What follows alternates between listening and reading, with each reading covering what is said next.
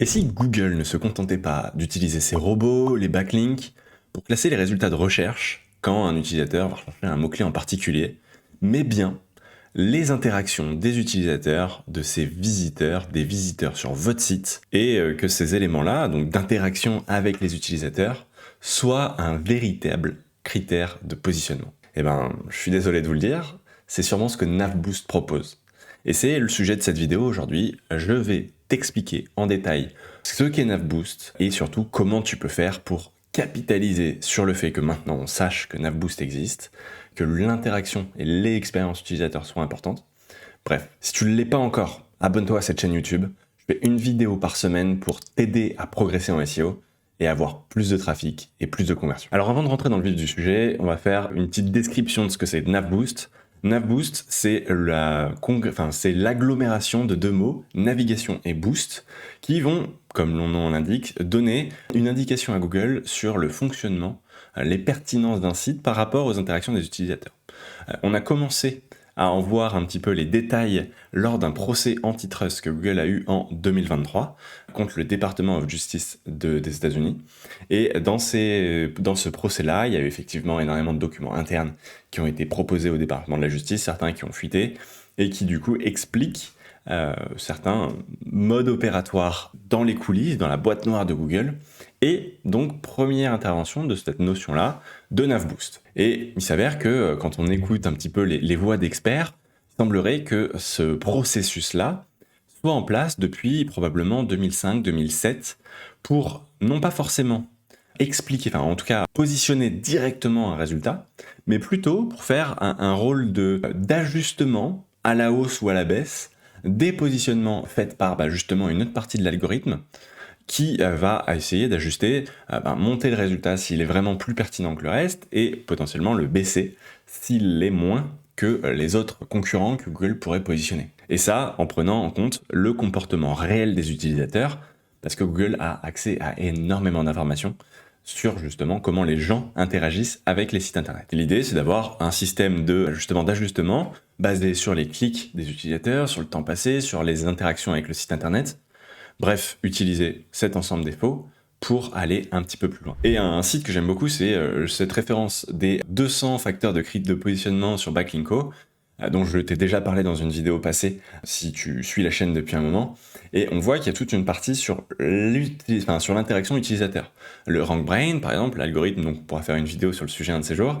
Le click-through rate, donc c'est à quel point, quand un résultat est présenté, les gens cliquent dessus. Donc à nouveau, NavBoost, peut-être pas que sur le site internet, mais aussi sur le moteur de recherche en tant que tel. Le CTR sur l'ensemble des mots-clés, le taux de rebond, donc là on est directement sur le site internet, le trafic direct, donc comment ils pourraient savoir ça?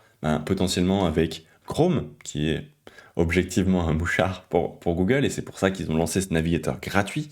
Leur business, c'est vos données, donc c'est pour ça qu'un Gmail, un Chrome et tout ça, ça va être gratuit parce que c'est une mine d'or absolue pour eux, avec un Google Analytics, avec potentiellement les régies publicitaires, Google AdSense, s'il n'y a pas le visiteur sur Chrome ou sur Google Analytics. Bref, Google étant partout, ils ont moyen d'avoir énormément d'informations. On a le trafic qui revient, on va avoir le pogo sticking, je t'en parle juste après, c'est quand on clique sur un lien, qu'on va voir ce lien et qu'on revient en arrière pour aller voir le lien d'après. Les sites qui sont bloqués par Google, le nombre de fois où justement un site est mis en favori sur Chrome, le nombre de commentaires, et le temps sur le site, le dwell time, on en reparlera tout à l'heure, sur justement combien de temps les gens passent sur la page. Bref, ça c'est des critères de positionnement, c'est effectivement une partie par rapport à plein d'autres, il y en a à peu près une dizaine là que je t'ai montré, sur les 200 ça fait quand même 5%, donc c'est pas la priorité, on sait que la priorité, il y a les grands piliers, il va y avoir le contenu, la technique, les backlinks. Si tu veux créer le meilleur contenu, j'ai fait énormément de vidéos sur le sujet, et tu as un outil qui est parfait pour t'accompagner de A à Z sur la création de tes contenus qui s'appelle Serpentix. Donc si tu l'as pas encore essayé, en description tu pourras avoir un lien pour avoir tes crédits offerts le premier mois doublés. Donc check ça tout de suite pour pouvoir t'aider à créer le contenu optimal pour être premier sur Google. Sur la technique, on a quelques éléments et j'ai fait une vidéo qui va sortir à ce sujet-là, donc abonne-toi si ce n'est pas déjà le cas. Et sur la partie backlink, tu peux retrouver aussi le guide ultime de comment je pense qu'il faut bien faire ton netlinking, avoir tes backlinks sur ton site internet. C'est, je pense, la vidéo, elle est assez longue, mais c'est la vidéo de référence sur le sujet en francophonie. Donc si tu veux une formation accélérée sur comment trouver tes liens, clairement, il faut que tu ailles la voir sur la chaîne. Et alors, comment ça marche NavBoost. NavBoost, ça va prendre en compte plusieurs données que Google va pouvoir observer. Premièrement, le CTR. Donc la première étape, c'est quand un utilisateur vient de faire une recherche sur le moteur de recherche, justement, il arrive sur la page des résultats. Et là, ça serait dommage pour Google de ne pas se servir des interactions des utilisateurs, parce que c'est eux qui vont pouvoir aussi classer la pertinence des résultats qu'ils viennent de voir. Donc pas l'ensemble des résultats de l'Internet, mais juste les résultats qui ont été présentés. Premier élément, ça peut être le CTR. J'ai fait une vidéo dédiée sur le sujet, mais c'est le click-through rate. Et ça, c'est le taux de clic sur un lien qui a été imprimé. Donc, ton résultat est montré par Google, donc une impression, tu peux le voir ça sur ta Search Console. Si tu ne l'as pas installé, installe-la, et si tu veux aller plus loin, j'ai fait une vidéo aussi sur le sujet de la Search Console. Et donc, une fois que ton résultat est imprimé, si les gens cliquent dessus, bah, ça augmente ton CTR, parce que c'est le nombre de clics sur le nombre d'impressions. Et ça, si ton résultat a plus de clics que le résultat qui est placé juste avant, c'est quand même très bizarre, parce que les gens, a priori, le verraient un petit... Enfin, en tout cas, s'y intéresseraient un petit peu moins.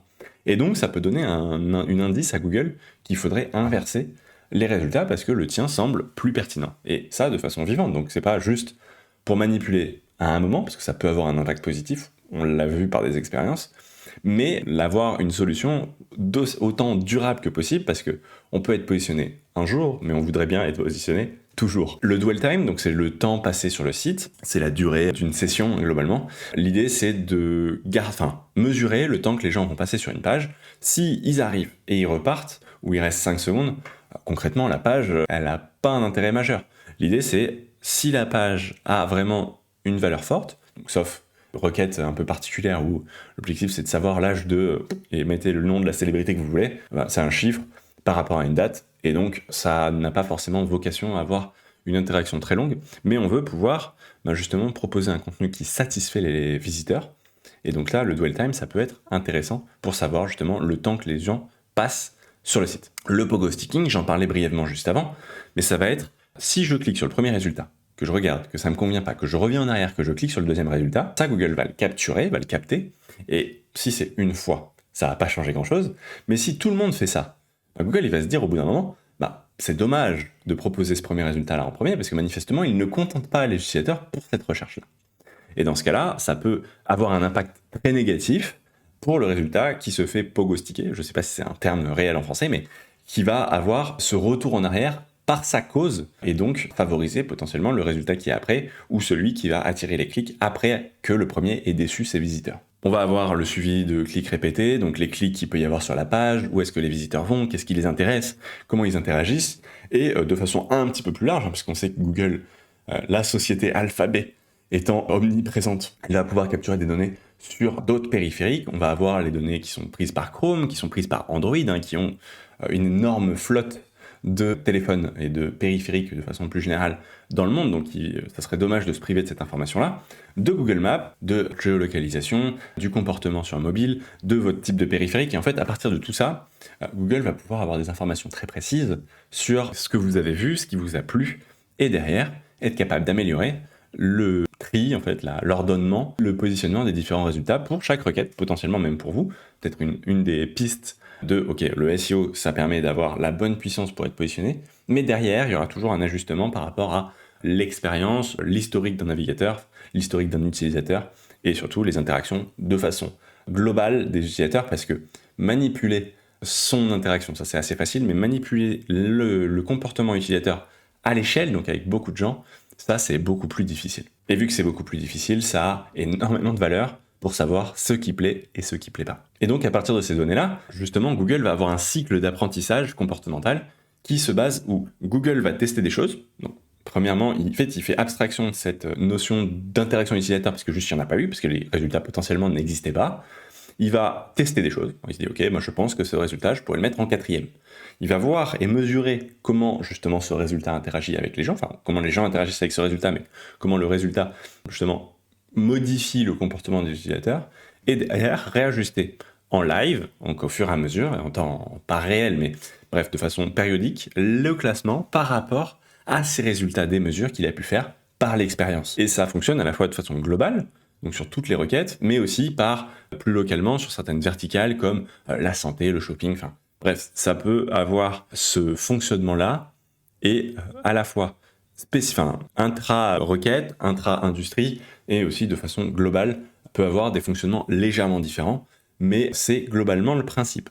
Google mesure, il ajuste. Et du coup, l'idée, c'est d'aller essayer potentiellement de personnaliser un petit peu les résultats en fonction de l'expérience de l'historique d'utilisateur, avoir des résultats différents qui varient en fonction justement du profil utilisateur, avec soit des boosts, d'où le nom de NavBoost, soit des suppressions de résultats qui pourraient plaire ou décevoir plus cet utilisateur-là en particulier. Et on les connaît, Google, c'est des coquins. Ils nous annoncent des choses, ils nous disent les liens ça marche pas, ils nous disent on ne prend pas en compte les clics des utilisateurs, ils nous disent bref, ne faites rien parce que juste l'algorithme ne prend rien en compte.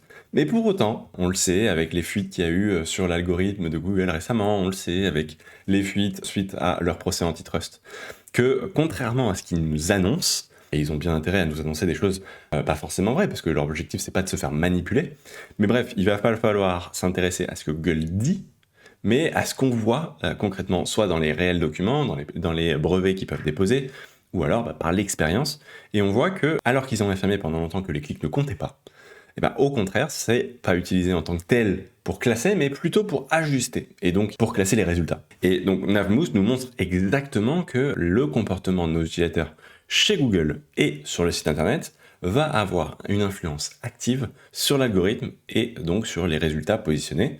Si vous voulez être bien positionné, concrètement, il faut faire tout, il faut cocher toutes les cases, parce que c'est le jeu du SEO, être au moins aussi bon que les concurrents, mais il va falloir aller un petit peu plus loin et justement travailler aussi sur l'expérience de l'utilisateur pour pouvoir avoir cette influence positive de ok, j'avais la bonne sémantique, j'ai la bonne intention, mais derrière, je veux que mes utilisateurs interagissent positivement, mieux que ce qu'ils pourraient faire avec les concurrents, pour que Google le voit comme un signal extrêmement positif. Et du coup, les pages ne doivent plus simplement attirer, mais elles doivent retenir. On veut des pages de qualité. L'époque, ça peut toujours marcher sur certaines niches, dans certains cas très précis, mais on veut du contenu de qualité. Les gens n'ont plus le temps pour du spam, globalement, sauf exception, bien sûr, je le précise. Et l'idée, c'est on veut aller travailler ces données comportementales qui sont plus que juste des simples signaux techniques. L'objectif, c'est vraiment de satisfaire l'utilisateur. Pas juste de faker des métriques, déjà, c'est très compliqué à l'échelle. On peut arriver à nudge qui va être impacter ou en tout cas modifier le comportement de quelqu'un, mais le faire de façon durable sur une masse de gens, c'est d'autant plus compliqué, et donc peut-être que plutôt que d'essayer de filouter sur ce sujet-là, ça vaut le coup de se poser vraiment la question de comment je peux faire pour exactement proposer ce qui pourrait être la meilleure expérience pour l'utilisateur pour cette question-là en particulier, et ce qui aussi nous met un petit peu en avance sur des mises à jour comme du SGE, où on va avoir des moteurs de recherche génératifs avec de l'intelligence artificielle. Bref, l'expérience fera la différence. Plus ça arrive. Et donc la navigation, le design, le contenu, la structure, c'est des leviers dont on parle depuis longtemps en SEO, mais qui ne prennent d'autant plus de valeur quand on se rend compte que on n'est pas juste là pour faire du mot avec un bon score, c'est important, mais on veut que ce score sémantique soit au service de justement l'efficacité globale avec du contenu de qualité. Mon contenu de qualité, bien optimisé sémantiquement, pourra donner des résultats pertinents, mais l'idée c'est vraiment d'avoir quelque chose de qualité et pas juste essayer de trouver un hack. Et pour résumer, Google peut-être que ne classe plus juste les résultats, il classe l'expérience utilisateur. Et maintenant qu'on voit exactement à quoi correspond NavBoost, je te propose 5 sujets sur lesquels tu peux t'intéresser et te pencher pour justement améliorer ton site internet et capitaliser sur ce que tu viens d'apprendre de l'importance de l'expérience utilisateur. Premier sujet, ça va être de répondre exactement à l'intention utilisateur. L'intention de recherche, il faut que ton contenu il soit aligné parfaitement. Pour ça, tu peux y réfléchir fortement, tu peux trouver énormément de façons de trouver l'intention de recherche. Moi, je sais que je trouve ça très laborieux, et donc je l'ai intégré dans l'outil Serpentix. Et en gros, pour chaque mot-clé sur lequel je vais me positionner, il va faire le travail pour moi d'aller voir exactement quel type de page je dois faire. Donc là, pour meilleure souris en 2025, que j'ai analysé pour l'occasion, il me dit de faire un article de blog, et on voit que c'est des guides d'achat, et je vois que c'est effectivement ce que les gens font, à part des vidéos YouTube, donc peut-être que ça vaut le coup dans ce cas-là d'aller faire une vidéo sur le sujet, et de faire un article de blog qui va y répondre. On sait se positionner justement dans l'échelle d'intention. Est-ce que c'est plutôt informatif, navigationnel? Si tu veux aller plus loin sur l'intention, j'ai fait une vidéo dédiée sur le sujet. Et ces grandes catégories, ces 4 grandes catégories, c'est pas forcément exactement ce que j'aime parce que c'est compliqué derrière d'en tirer quelque chose de concret pour rédiger efficacement. Mais l'idée, ça va être de proposer le bon format et de répondre exactement à ce que se pose aux questions que les gens se posent. Est-ce que c'est un tutoriel? Est-ce que c'est un comparatif, une fiche produit, un article d'expert? Et là, on voit que meilleure souris 2025, j'ai les souris pour gamers, j'ai les souris bureautiques, comment je choisis ma souris et meilleure souris d'une marque spécifique. Et dans ce cas-là, je peux voir comment chacun des résultats y répond. Et moi, l'objectif, c'est d'être capable de faire un article plus complet, et non pas plus compliqué, qui va permettre de répondre à tous ces éléments-là. Donc il va falloir peut-être que je fasse une section souris gamer, souris bureautique, et comment choisir sa souris. Et là, dans l'idée de proposer justement une expérience un petit peu plus longue, peut-être que je peux faire un quiz, aller un petit peu plus loin, où, ok, quel est votre usage? Répondez à quelques questions, et je vous recommande une souris. De façon, la souris la plus pertinente par rapport à votre usage. Ça crée de l'interaction, ça peut du coup enrichir ce qu'on disait tout de suite avant. Et on peut avoir aussi l'ajout de médias, mais ça, c'est un sujet juste après. Deuxièmement, on disait que sur Google, justement, l'interaction que les visiteurs allaient pouvoir avoir avec le site était important. Donc, on va essayer de chercher à maximiser son TTR. Pareil, j'ai fait une vidéo dédiée sur le sujet, mais pour aller augmenter ton click-through rate, donc le nombre de clics par rapport aux impressions, l'idée, c'est d'avoir un titre et une description qui vont être le plus impactant, le plus accrochant possible, avec un titre qui va être court, percutant, qui montre un bénéfice clair, qui va avoir une métadescription qui est persuasive. Elle n'est pas toujours prise en compte par Google, mais quand elle l'est, et moi j'aime bien quand même pouvoir la mettre au cas où elle est prise en compte pour justement pouvoir contrôler ce que je vais raconter et modifier la perception que le visiteur va pouvoir avoir et donc de lui donner envie de cliquer sur le lien avec une promesse qui est claire, qui appelle à l'action. Et du coup, l'idée, c'est soit tu le fais toi-même, soit tu peux t'inspirer. Moi, je sais qu'à nouveau, je suis pas un grand rédacteur et j'aime bien du coup utiliser cette partie-là où je vais avoir mon titre et ma description que je peux rédiger. Il va me suggérer des idées, qui va justement récupérer par rapport à ce que les concurrents ont fait. Donc, pas copier, mais vraiment s'en inspirer pour comprendre ce qui fonctionne. Et là, derrière, je vais pouvoir proposer un titre meilleure souris 2025, top 10 des souris gamers et bureautiques, donc celle-là par exemple, et ma description qui va avoir découvrir par exemple celle-là. On pourra regarder ça plus en détail, mais ce qui me permet derrière d'avoir une visualisation d'à quoi ça ressemblera sur les moteurs de recherche, sur Google, et donc de me dire, ok, est-ce que ma description, est-ce que ce que je vais montrer, est-ce que la vitrine que je vais montrer va donner envie de rentrer dans ma boutique par rapport à toutes les autres boutiques qu'il y a dans la rue? Et si c'est pas le cas, il faut que j'améliore. Et du coup, ça me permet d'ajuster et de faire mes tests, parce que comme Google, l'idée c'est de tester des choses, d'essayer de mesurer autant que possible, même si c'est compliqué en SEO d'avoir de l'attribution claire, et du coup de pouvoir être capable de savoir cet élément-là semble mieux fonctionner et tester potentiellement, si vous avez plusieurs pages meilleures quelque chose, tester différents angles d'approche et essayer de trouver des tendances qui vont permettre de comprendre qu'est-ce qui marche le mieux pour votre cible, pour cette typologie de requêtes que vous ciblez. J'ai parlé de meilleur, mais ça peut être n'importe quoi d'autre. Et avoir, du coup, maximiser son CTR comme ça. Bon, troisièmement, on va essayer de réduire le pogo sticking. Donc, on en a parlé plusieurs fois de ce mot-là. Pogo sticking, c'est quand l'utilisateur clique sur un résultat, n'a pas ce qu'il veut, revient en arrière et clique sur le résultat suivant. Et ça, pour pouvoir éviter ça, l'objectif, c'est d'aller droit au but dans l'introduction. Parler de l'intention de recherche. Je veux montrer aux gens exactement ce qu'ils cherchent le plus vite possible. Ça peut être contre-intuitif, avec ce qu'on pouvait voir tout à l'heure et qu'on verra juste après, le dwell time, de combien de temps on veut que les gens restent sur la page. Mais si on n'a pas fait ses preuves, d'abord, les gens vont probablement pas passer leur temps à aller envisager l'idée que peut-être dans 1500 mots, vous ayez fait vos preuves. Donc l'idée, ça va être d'être efficace, penser à qu'est-ce que les gens veulent avoir en premier, et pas leur dire l'histoire de la souris, comment elle a été créée, mais juste, peut-être un tableau comparatif avec les 3 plus meilleures souris en haut. Et dans ce cas-là, c'est de l'affiliation, donc je pourrais avoir des liens directement, et si les gens cliquent directement, mes cookies seraient mis, et donc je pourrais quand même gagner de l'argent. Mais si les gens derrière veulent aller creuser pourquoi il a mis cette souris-là en 3e, ils peuvent aller plus loin, et donc aller justement enrichir l'expérience utilisateur sur le site internet. On va essayer de résumer les informations clés dès le début, les fameuses TLDR, Too Long Didn't Read, avec un bon maillage interne dans l'article. C'est pas juste pour faire partager la puissance. J'ai fait une vidéo justement sur le sujet du maillage si tu veux aller un petit peu plus loin. Mais vraiment avoir des liens pertinents aux bons endroits dans l'article pour enrichir la lecture de l'utilisateur, pour lui permettre d'aller plus loin et donc de rester sur le site internet. Et s'il clique sur un lien sur votre site, et ben il revient pas en arrière. Et donc ça permet aussi de réduire le pogo sticking, avec justement une bonne structuration du sommaire, enfin bref, lui permettre de trouver exactement ce qu'il veut, parce qu'il sait ce qu'il veut globalement. Il n'a pas la réponse, mais il sait ce qu'il cherche, en tout cas souvent, et donc on veut lui proposer ça le plus efficacement possible. Le quatrième, ça va être augmenter le dwell time, le temps sur le site, et ça, on a commencé à en parler tout à l'heure, mais ça va être enrichir l'expérience, le contenu de l'utilisateur. On va lui proposer des images, des vidéos intégrées, des graphiques.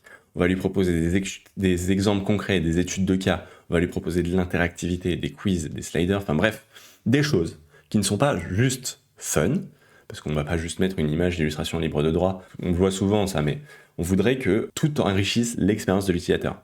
On sait qu'une image vaut mieux que 1000 mots, peut-être que pour expliquer un concept de pourquoi la souris gameuse avec cette technologie de coussin d'air est mieux que cette technologie-là, et ben on peut peut-être faire un petit schéma, une vidéo qui va du coup donner envie à l'utilisateur de la regarder, rester un petit peu plus sur le site, ou alors, j'en parlais tout à l'heure, la meilleure souris, je peux lui faire un quiz avec une recommandation personnalisée en fonction de ce qu'il a demandé, quelle est la souris ou les 3 souris qui sont les plus pertinentes pour son usage. Ça, je ne l'ai pas vu, nulle part. Ça peut être extrêmement enrichissant pour l'expérience qu'on propose à notre visiteur. Vu que le client va cliquer, vu que le visiteur va cliquer plusieurs fois, ça va aller travailler justement ces bons signaux pour Google et potentiellement aider à se dire « Ah ok, mais ce résultat-là, les gens cliquent beaucoup plus, les gens restent plus longtemps, peut-être qu'il a un vrai intérêt. » Et donc, aller petit pas par petit pas, développer justement les bons signaux utilisateurs pour mettre NavBoost dans votre poche. Et on veut NavBoost dans notre poche. Et bien sûr, on va vouloir analyser et itérer. C'est mon 5e point. Je t'ai déjà invité à installer ta Search Console et à l'analyser. C'est la bible de comment Google va interagir avec le site internet. Si tu ne l'as pas, il te le faut impérativement. Si tu ne le maîtrises pas très bien, j'ai fait une vidéo sur le sujet. Mais on va vouloir suivre le taux de clic par page, par exemple. Alors, on va suivre plein d'autres choses, mais dans notre cas, c'est le CTR qu'on veut voir, et on peut le suivre par page et par requête. Donc on peut aller voir ça directement sur notre site internet. On va aller vouloir suivre justement comment les gens interagissent avec le site, SEO ou pas, parce que ça va avoir un impact. On sait que, je te disais tout à l'heure, le trafic direct est important. Et ce trafic-là, toute catégorie, direct, referral, payant, on veut qu'il se comporte bien, et donc avec un Google Analytics, un Matomo par exemple, tu vas pouvoir aller identifier et suivre ton temps moyen sur la page, et ton taux de rebond par exemple, qui vont aller suivre justement ce fameux dwell time, le bounce rate qu'on avait vu dans les critères de positionnement. Bref, c'est est-ce que les gens regardent tes pages et comment ils interagissent avec ça, et ça permet d'avoir des données quantitatives sur le sujet. Et derrière, moi j'aime bien avoir aussi des données qualitatives, et pour ça il y a des heatmaps, ce qu'on appelle ça, c'est des cartes de chaleur en français, comme des Hotjar, comme des Clarity, qui vont te permettre de voir exactement comment les gens interagissent avec le site. Et je vais te montrer ça tout de suite sur cet exemple-là. Donc là, je suis sur le Clarity de Searchmantics. J'ai flouté les éléments principaux parce que c'est pas forcément utile que tu aies les chiffres en tant que tels, mais c'est plutôt pour te montrer la philosophie. Et là, tu vas pouvoir voir, du coup, donc, sur une période donnée, le nombre de sessions, le temps passé inactif, en activité, blablabla, le nombre d'utilisateurs en temps réel, et des informations supplémentaires, parce que ça, tu peux les avoir déjà sur un Google Analytics, par exemple, mais les clics de colère, les clics qui sont pas valides, donc ça veut dire un clic qui ne déclenche rien, défilement excessif, les retours rapides, les gens qui reviennent en arrière. Je trouve que les clics de colère, les rage clics, c'est super intéressant parce que si l'outil marche pas, les gens peuvent le manifester comme ça et ça permet de le suivre. Et je vais avoir du coup la capacité de suivre plein de choses, combien j'ai de clics sortants, combien les gens vont essayer de contacter, combien ils vont s'inscrire dans le cas qui m'intéresse, d'où les gens viennent, mais ça c'est comme de l'analytics. Et tous ces éléments-là avec un suivi des erreurs. Bref, ça c'est la vue d'ensemble, et après je peux aller dans l'onglet enregistrement, où je peux suivre justement, comme si j'étais derrière l'épaule de quelqu'un, voir comment il a interagi avec le site, et là je vois exactement ce qu'il a vu, ce qui me permet de comprendre, ok, mais moi ce qui m'importe c'est, j'arrive pas à comprendre pourquoi les gens s'en vont sur cette page-là, et je vais pouvoir savoir, utilisateur par utilisateur, comment il a interagi avec le site, et je peux avoir aussi carte thermique, où je vais avoir la même page avec les zones de chaleur où les gens cliquent en particulier et jusqu'à où les gens scrollent, etc. de façon agrégée, et c'est super intéressant pour justement améliorer l'expérience sur la page, parce que améliorer l'expérience, ça va être très compliqué si je ne sais pas comment les gens interagissent avec la page, quelle expérience ils ont actuellement, pour pouvoir identifier et faire des hypothèses de ce que je vais pouvoir améliorer. Et une fois que j'ai ces hypothèses, l'idée ça va être de faire des A/B tests. Donc pour l'expérience utilisateur, c'est beaucoup plus facile que en tant que SEO en tant que tel. Je peux utiliser des outils qui vont me permettre de montrer différentes versions d'une page, ce que je fais beaucoup pour des clients freelance, de mettre en place des A/B tests où on mesure précisément leurs données, parce que j'ai une grosse approche data, et avec des tests qui vont nous permettre de dire ok, on a une hypothèse sur ça pourrait être bloquant parce qu'on l'a identifié dans les données. On met une nouvelle version de la page, on regarde comment les gens interagissent et est-ce que ça améliore la métrique, le KPI qu'on veut améliorer, donc est-ce que ça fait plus de leads par exemple pour l'entreprise, et ça va permettre d'améliorer son expérience sur le site. Chose qui est quand même plus facile et plus scientifique que pour du titre ou de la description sur les pages sur un SEO, parce qu'on va avoir plus de mal, on peut pas A/B tester une description ou un titre sur justement le meta title, meta desk, comme on parlait tout à l'heure. Donc il va falloir le faire de façon un peu plus artisanale, et donc ça c'est un peu moins facile, mais c'est aussi très important. Et on le voit, NavBoost, SGE, donc Search Generative Experience, où on va se focaliser vraiment encore plus sur l'expérience utilisateur. Google ne cherche plus juste à montrer ce qui est bien écrit, on veut répondre parfaitement à l'utilisateur. Il faut ta bonne optimisation, bien répondre à l'intention de recherche. Bref, il faut aller au bout du process. Il faut faire du contenu de qualité, qui a une bonne UX, qui répond bien aux questions de l'utilisateur, donc qui a bien compris la psychologie de la personne qui cherche, et qui propose du contenu utile. Juste du bon contenu, ça sert à rien, il faut répondre réellement à la recherche. Et si tu veux retenir juste une chose, NavBoost, c'est la preuve que Google regarde exactement comment les gens se comportent avec les contenus qu'il lui montre, et non pas juste un critère hors sol de ce qu'il pense lui du contenu. C'est important, c'est même prioritaire, mais derrière, le comportement de tes visiteurs va impacter justement ton positionnement à court terme et de façon durable. Je t'ai montré plusieurs solutions pour améliorer justement l'expérience de ton site. Certaines utilisent Serpentix. Si tu veux le tester, tu peux avoir un lien juste en dessous de la vidéo où tu pourras avoir tes crédits du premier mois offerts doublés. Donc passe bien par ce lien et teste l'outil parce que tu vas pouvoir du coup améliorer tes premiers contenus dès aujourd'hui gratuitement. Il me reste à te dire de t'abonner à la chaîne YouTube. Je fais une vidéo par semaine pour t'aider à améliorer ton SEO. Dis-moi ce que tu en as pensé, comment tu traites NavBoost en commentaire, et je te dis à très vite pour la semaine prochaine pour une nouvelle vidéo.